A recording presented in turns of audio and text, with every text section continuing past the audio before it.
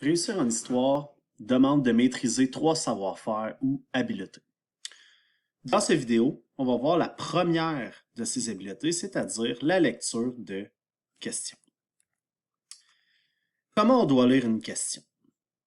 Donc, on a une question ici, à l'aide des documents 1 à 5, qui explique la relation entre les finances publiques du Québec, une idéologie économique et une transformation du rôle de l'État depuis les années 1970. Donc, ça peut sembler simple, mais on doit la lire avec une intention. La première étape quand on va répondre à une question, c'est de la lire de façon engagée. Et comment on fait ça? On doit considérer plusieurs éléments que l'on va voir étape par étape. Le sujet, la période, le document, l'OI pour opération intellectuelle et la précision s'il y a lieu. En premier, le sujet, c'est un fait. De quoi on parle? Qui est indiqué dans la question. Et on l'a ici, dans cette couleur-ci. Si on reprend la même question, à l'aide des documents 1 à 5, explique la relation entre. Donc, dans la question, on parle des finances publiques du Québec, d'une idéologie économique et d'une transformation du rôle de l'État. On va voir maintenant les autres parties de cette question-là.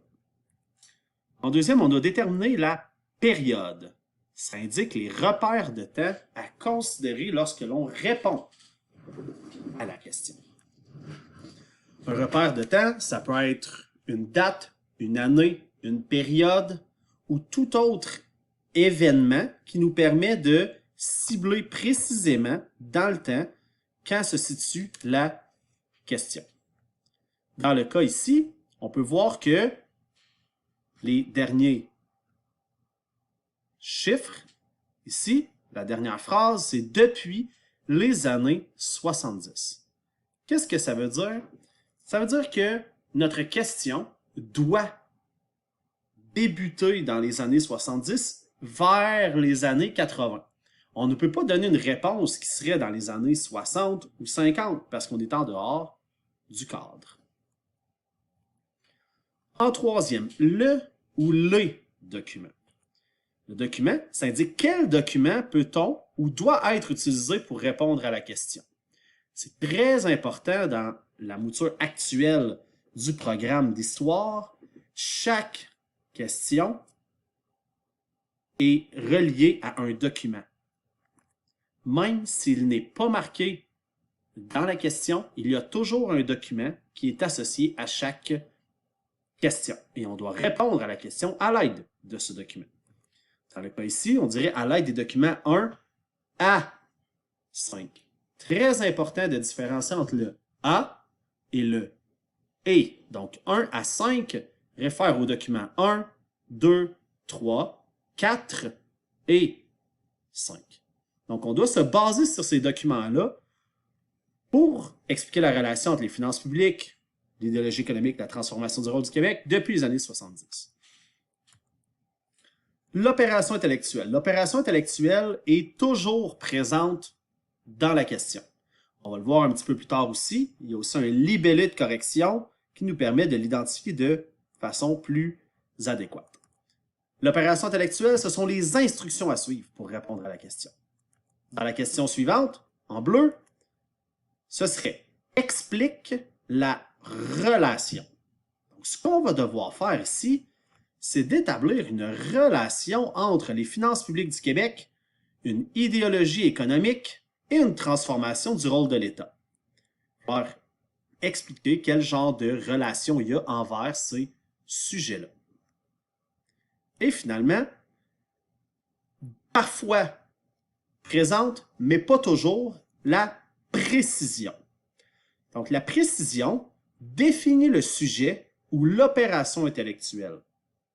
C'est un genre d'adjectif qui cible de façon plus précise soit le sujet, soit l'opération intellectuelle. Dans le cas présent, on a ici les finances publiques du Québec et on a une idéologie économique. Donc, l'idéologie ne doit pas être une idéologie politique, culturelle, sociale ou autre. On veut qu'elle soit précisément économique. Donc, si on relie notre question, On dit à l'aide des documents 1 à 5. Donc, ça précise les documents qu'on doit utiliser. On doit expliquer la relation. La relation entre quoi?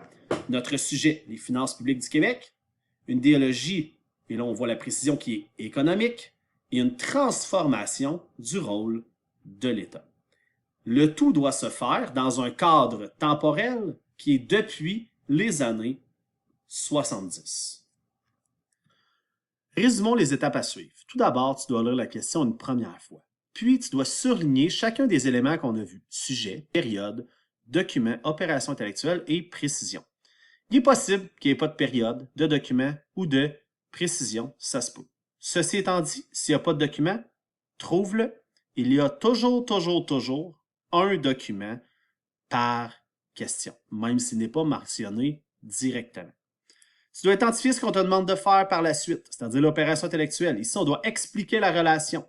On ne te demande pas un changement ou une similitude, on te demande d'expliquer la relation. Tu dois déterminer, est-ce qu'il y a une précision ou est-ce qu'il y a une période? Si oui, ben, tu dois respecter cela. C'est une précision dans ta question. Donc, il faut que ça soit depuis les années 70. Et ici, ton idéologie doit être une idéologie économique. Par la suite, tu écris ta réponse.